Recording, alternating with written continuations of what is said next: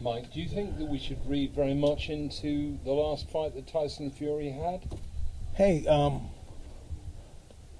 you should, but you got to understand he's still champion. You know what I mean? He made that night a great night. He gave Francis the opportunity, and this is just a bad night at the office for him.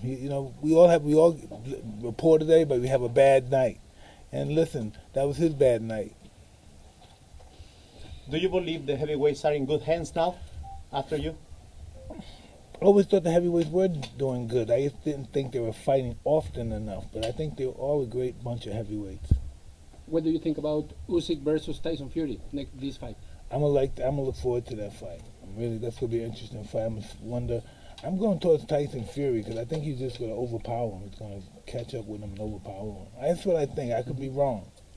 You often were the smaller person when you were fighting in the division, and obviously Usyk is going to be the smaller person. Do you think that will necessarily count, or do you think that Tyson Fury does have the advantages? Little guys are difficult to fight because they're harder to hit, because they're smaller. He runs a lot, he moves a lot. Tyson's probably going to have a few rounds to deal with his movements, but he's very difficult to fight. Very difficult, very smart, very fast. Mike, the last time that I speak to you, we are talking about Canelo, and you were a fan of Canelo, but now you create the Mexican monster. For you, who is the best Mexican right now? Best Mexican fighter right now? It has to be. Listen, Benavidez is half Mexican. I don't know if he considers himself, but he's very exciting. I like the way he fights. He throws a lot of punches, and it's going to be tough to beat him. The toughest fight he may have is the guy Moreno, the Cuban guy. Am I saying the right name? Morel? David Morel. Yeah, Morel. He's a really hard puncher, and if he hits somebody, he can knock anybody out. But then again, Benavidez is a really good boxer when he wants to. He slugs a lot, but he's a really good boxer. You mentioned that Isaac Cruz is the next Mexican Tyson. Well, listen, he has a lot of capabilities. He did great with Devontae Davis, and know what makes him special more than anything? He's exciting. He keeps coming forward. That makes him exciting.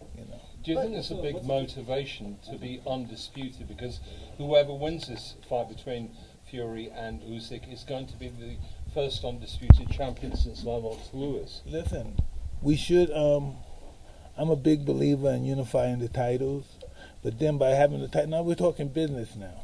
By having one champion and there's so many contenders, the contenders are not going to get an opportunity to fight for the title. So we have to make more than one title for everybody to get a chance to fight for the title. And that's even better for business because it's a championship fight and everyone wants to watch championship fights. The more you have, the more beneficial you are from a business perspective. And people that say, hey, there's too many organizations. Well, without the organizations, fighters wouldn't have a chance. The best thing, I used to think that too, well, too many titles, but then the fighters won't get a chance to fight for a title. So this fight is about taking care of protecting the fighters. If they can't fight for the title, they can't take care of their family. And that's the money fight, the championship fight. So as many championship fights you have, the better it is for the fighter. I used to have the same opinion, fuck that, all these belts, all these organizations. But the object of boxing is the betterment of the fighters, and more organizations is the betterment of fighters. What's the fight you want to see most right now in boxing? Excuse me? What's the fight you want to see most in boxing? Well, there's so many great fights, I want to see Devontae Davis fight the Pitbull again. I want to see Morel fight Benavidez. There's a lot of great fights, a lot of heavyweight fights I like to watch too. There's a lot of great fighters now. The only argument I have, they don't fight enough. You fight once or twice a year. That's not fighting. We're entertainers. People have to see us as much as possible. See, I look at myself not as a fighter also, but I'm an entertainer. People need to see me, and I have to make them happy. That's how I look at my job as a fighter. I have to make these people happy. If I don't make them happy, or I don't make them excited, I have to do something to bite the ear, do something to break a arm. I have to do something so they can say, when are we going to see him again? Even though it's crazy. When are we going to see him by the ear again? When are we going to see him? It's just all about bringing the people, attracting the people, filling the seats. That's what what a great fighter does. He fills seats. There's fighters that that won so many titles, won beat everybody, but the people come see the people he fights. They don't come to see him. And that's what fighters do. We entertain people. Mike, are you going to continue in Francis Ngannou's corner? Hey, if he needs me, I would Love to be there, yes. What do you feel when you hear Mexico? When I hear Mexico, I think about fun. I think about a lot of fun. Why? Huh? Why? Because every time I go to Mexico, I have a lot of fun. See, I don't drink anything no more, so when I used to go to Mexico, wow. Would you have Mike, liked you to are have next fought to in Saudi Mauricio Arabia Suleiman. during your career? Excuse me? Would you have liked to have fought in Saudi Arabia during your career? Of Hey, not. it wasn't meant, everything's written, man. It was meant for me to be who I am now. It's meant for me to work for the organizations in Saudi Arabia. So everything's been written. Everything's going the plan for life. Everything's happening well. Mike, I can define you like a loyal guy. And regarding loyalty, what is the meaning for you to be with Mauricio and the WBC? Hey, listen, I'm with them. I was with them since 85, 86. This is a family. This is friendship. I'm happy to be here. You asked me to come and I came. Some memory with Jose Suleiman. Oh, the best memory, being champion, him rushing with the belt, giving me the belt, me going to Mexico, visiting him all those times, me going to see him at his last moment of life. It was just a great moment. Mike, can you be thinking about the towel that gave Mauricio to the trainers? Now with Francis Ngannou. We have a trainer's belt. It's in the form of a towel. Anyone who crowns a WBC champion receives a belt like a towel. Wow, yeah. Are you thinking about now with Francis Ngannou? Hey, I don't think about nothing. I just wait till it happens. You know? Okay. But for Ngannou, better boxing or MMA now? For Ngannou, I think he has. Everybody wants to see him continue to box. I noticed that people want to see him box other fighters.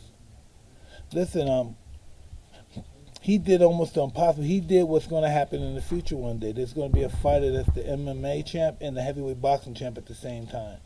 Now imagine that was getting ready to happen that night, but I see that happening. Either a boxer or an MMA fighter, he's going to be heavyweight boxing champ and MMA boxing and fighting champ. Are you surprised at the size of heavyweights nowadays? Look at Tyson Fury, 7 foot in height virtually, nearly 300 and something pounds in weight. Yeah, he's rare. He's just rare. You know, he's one in a lifetime. To be that successful, there's always been big guys that maybe look obese or overweight, but they've never been that successful. You talk about overweight. When you were actually champion, you were ripped. You look fantastic. A lot of the heavyweights nowadays look really quite flabby. Well, listen, that's because of my ego. I always watched the fighters when I was a little Alexis Ogueya and those guys around. And when they breathe, you can see every muscle in their body. And when they go like that, I said, wow. You see those, and I said, I want my body to look like that. When you see them on the scale, you see there's nothing ripped. That's all you see is muscles. And I said, wow, I want to look like that. But so it was dedication to training as well. Absolutely. Because James, you let said, the others please also. you said that if somebody got up at 5 o'clock, you got up at 4 o'clock. That's just, I want to be ahead of the game.